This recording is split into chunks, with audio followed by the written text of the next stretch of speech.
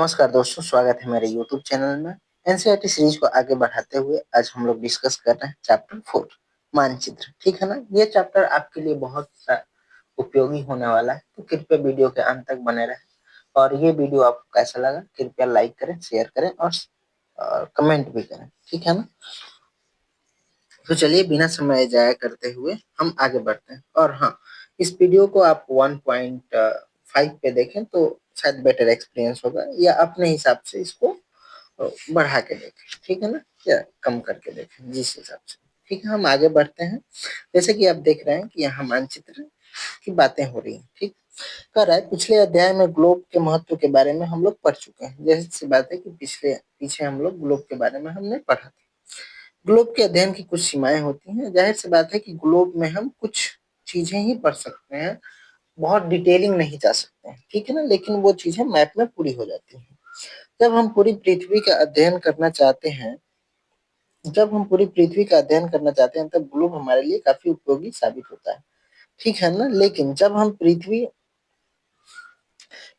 पृथ्वी के केवल एक भाग जैसे अपने देश, राज्यों, जिलों, शहर, गांव के बारे में अध्ययन करना चाहते हैं तो यह हमारे लिए उतना उपयोगी साबित नहीं होता है। जाहिर सी बात है कि ग्लोब में एक सीमित मात्रा में ही जानकारी दी हुई है। ठीक है ना।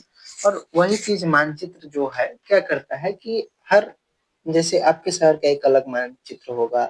ठीक है ना। आपके देश का अलग, आपके राज्य का, आपके गांव का एक अलग मानचित्र होगा। तो इन सब चीजों में वो डिटेलिंग में हम पढ़ पाते हैं मानचित्र से। ऐसी स्थिति में हम ऐसी स्थिति में हम ऐसी स्थिति में हम मानचित्र का उपयोग करते हैं। ठीक है ना। और अब मानचित्र है क्या भाई?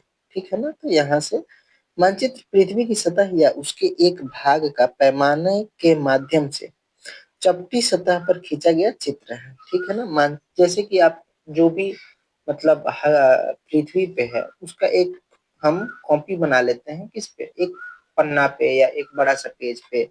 ठीक है ना। तो अब वो चीजें एक्यूरेट वही होती हैं जो मानचित्र पे जहां बनाया गया होता है, वो एक्यूरेट कॉपी होती है। जो भी आपके गांव की एक्यूरेट कॉपी मतलब अ, मानचित्र में बना दिया गया, तो इस तरह से वो होती है। ठीक, हम आगे बढ़ते हैं। अब आगे कह रहा है, लेकिन एक गोलाकार सतह को पूरी तरह से चपटा करना असंभव है। ठीक है ना। यहाँ बातें हो रही है असंभव है। मानचित्र हमारे विभिन्न जरूरतों के लिए क्या है? आवश्यक है। कुछ मानचित्र एक छोटे क्षेत्र को तथा कुछ तथ्यों को दर्शाते हैं। दूसरे मानचित्र में एक बड़ी किताब की तरह तथ्य हो सकते हैं। जब बहुत से मानचित्रों को एक साथ रख दिया जाता है तब उसको क्या कहा जाता है? एटलस कहा जाता है। ठीक है ना। तो ये ध्यान देने वाली चीज है कि जब बहुत सारे मानचित्रों को हम जब बहुत सारे मानचित्रों को एक साथ इकट्ठा कर लेते हैं, ठीक है ना, तो उसको क्या कहा जाता है? एटलस कहा जाता है। ठीक है ना।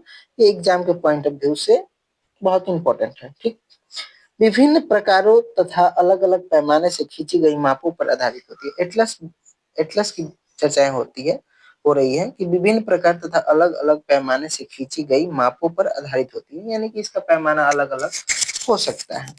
मानचित्र से एक मानचित्र से एक ग्लोब की अपेक्षा हमें ज्यादा जानकारी प्राप्त होती है। यहाँ जो मैंने पहले आपको बताया कि जो मानचित्र है उस पे डिटेलिंग में बहुत गहराई से जानकारी आपको प्राप्त हो जाती है, लेकिन वो ग्लोब में वो संभव नहीं है। ठीक है ना। तो वो यही बातें यहाँ पे हो रही हैं। ठीक, अब कह रहा है कि मानचित्र अलग अलग प्रकार और तरीके के हो सकते हैं। ठीक है ना। अब यहाँ भौतिक मानचित्र कह रहा है, जिसको फिजिकल मानचित्र भी कहा जाता है। ठीक है ना। यहाँ भौतिक मानचित्र की चर्चाएं हो रही है जिसको फिजिकल मैप कहा जाता है। ठीक है ना।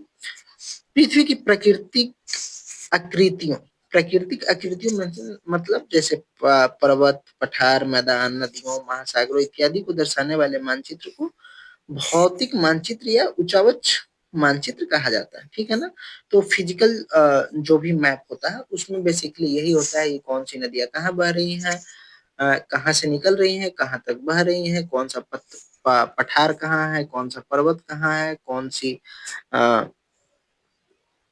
इलाक मतलब हाँ महासागर किस एरिया में पड़ रहे हैं। तो इन सब चीजों के बारे में ही चर्चाएं होती हैं, जैसे कि ये आप इसमें देख रहे हैं। ठीक है ना। हम और आगे बढ़ते हैं। अब कह रहा है कि राजनीतिक मानचित्र क्या है।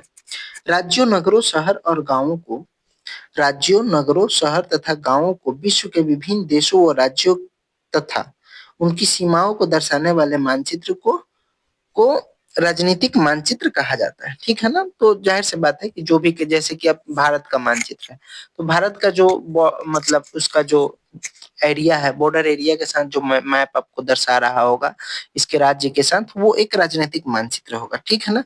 और जिस मानचित्र में केवल और केवल भारत के पर्वत, पठार, नदियां, इन सब के बारे में ही केवल चर्चाएं होंगी, वो हाँ, फिजिकल यानी कि भौतिक मानचित्र होगा। ठीक है ना?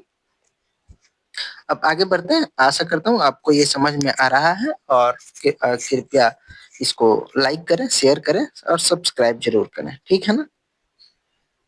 अब आगे एक एक और मैप आ रहा है कि थीमेटिक मैप क्या है, यानी थीमेटिक मानचित्र क्या है। तो कुछ मानचित्र विशेष जानकारियां प्रदान करते हैं, जैसे सड़क मानचित्र, यानी कि हो सकता है कि सड़कों का एनएच का जाल कैसे पूरे भारत में बिछा हुआ है, या किन राज्यों से एनएच कैसे निकले, तो उसके लिए एक अलग मैप बनाया जा सकता है। वर्षा मानचित्र, ये किन क्षेत्रों में वर्षा किस स्तर, कितने होती है, कहीं सुखाड़ है, कहीं बहुत ज्यादा वर्षा है, तो उसके आधार पर वन और उद्योग, इसके आधार पर भी हम या वितरण को दर्शाने वाले मानचित्र इत्यादि को हम क्या कहते हैं, थीमेटिक मानचित्र कहते हैं। ठीक, इत्यादि इस प्रकार के मानचित्र को हम थीमेटिक मानचित्र कहते हैं। इन मानचित्रों में दी गई सूचना के आधार पर उचित नामकरण किया जाता है। ठीक है ना? तो जैसे जैसे इनका इसमें किस विषय के बारे में जानकारी, मतलब सब्जेक्ट के बारे में जानकारी देना है, उस हिसाब से वो मैप बनाया जाता है और फिर वो काम किया जाता है। अब मानचित्र के यहाँ कह रहा है कि 3 घटक है। ठीक है ना? मानचित्र के क्या है? 3 घटक है, ये इंपॉर्टेंट है। दिशा, दूरी और प्रतीक। ठीक है ना? दिशा, दूरी और प्रतीक। यहाँ पे दूरी, दिशा और प्रतीक लिखा हुआ है। ठीक है ना? दूरी, दिशा और प्रतीक। फिर हम आगे बढ़ते हैं कि ये मानचित्र की ये ये ये जब तक नहीं रहेंगे मानचित्र पूरा नहीं हो पाएगा। ठीक है ना? अब दूरी क्या है? मानचित्र एक आरेखन होता है जो पूरे विश्व या उसके एक भाग को छोटा कर कागज के एक पन्ने पर दर्शाता है, या यह कह सकते हैं कि मानचित्र छोटे पैमाने पर खींचे जाते हैं। क्या किया जाता है कि एक एक मान लीजिए पूरा विश्व है, उसको अब हम कैसे देख सकते हैं? ठीक है ना? तो उसको एक छोटे पेज या कागज पे उसको दर्शाया गया कि मान लीजिए कि अमेरिका कहाँ है, प्रशांत महासागर कहाँ है, सब चीजें कहाँ पे हैं। ठीक है ना? और फिर उसको मानचित्र कहा जाता है। ठीक, हाँ, दूरी की बातें चल रही हैं। ठीक है ना? तो मानचित्र एक आरेखन होता है जो कि पूरे विश्व या उसके एक भाग को छोटा कर कागज के पन्ने पर दर्शाता है। ये यह कह सकते हैं कि मानचित्र छोटे पैमाने पर खींचे जाते हैं। क्या है?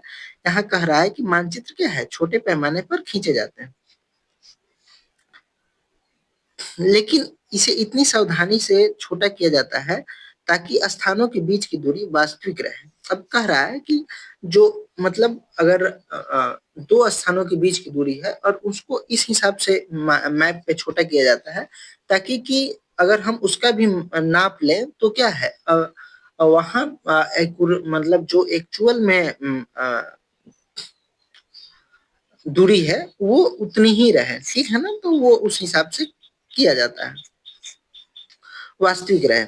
यह तभी संभव हो सकता है जब कागज पर एक छोटी दूरी स्थल की बड़ी दूरी को व्यक्त करती हो। इसीलिए इसीलिए इस उद्देश्य के लिए एक पैमाना चुना जाता है। ठीक है ना? और इस काम के लिए एक पैमाना तो चाहिए ही। ठीक है ना?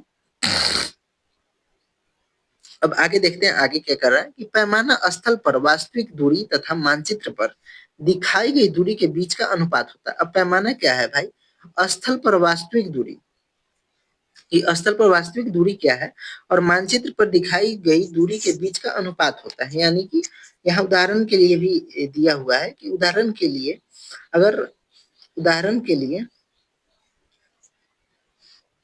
उदाहरण के लिए आपके विद्यालय एवं आपके घर के बीच की दूरी 10 किलोमीटर है। ठीक है ना? जाहिर सी बात है कि हो सकता है कि आप जिस स्कूल में पढ़ते हैं वहां की दूरी आपके घर से 10 किलोमीटर, उसे मानचित्र पर आप 2 सेंटीमीटर व्यक्त किया गया है। इसका अभिप्राय यह है कि मानचित्र का 1 सेंटीमीटर स्थल के 5 सेंटीमीटर के बराबर होगा। यानी कि 1 सेंटीमीटर अगर हम मैप पर लिख रहे हैं, तो यानी कि वो क्या है, 5 किलोमीटर के बराबर है, ठीक है ना? कितने किलोमीटर के? 5 किलोमीटर के बराबर है, ठीक?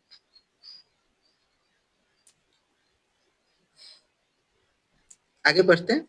दर्शाया गया है, आपके रेखा चित्र का पैमाना होगा 1 सेंटीमीटर इक्वल टू 5 किलोमीटर। इस प्रकार पैमाना किसी भी मानचित्र के लिए बहुत महत्वपूर्ण होता है। अगर आपको पैमाने की जानकारी है, तो आप मानचित्र पर दिए गए किसी भी 2 स्थानों की बीच की दूरी का पता लगा सकते हैं, ठीक है ना? आप अगर एक्चुअल मैप देखिएगा, तो उसके सबसे नीचे में एक पैमाना दिया रहता है और कुछ प्रतीक चिन्ह भी दिए रहते हैं कि नदियों के लिए क्या इस्तेमाल किया गया है, और मतलब एनएच के लिए क्या, रेल लाइन के लिए क्या, उन सब के लिए एक एक सिंबल्स इस्तेमाल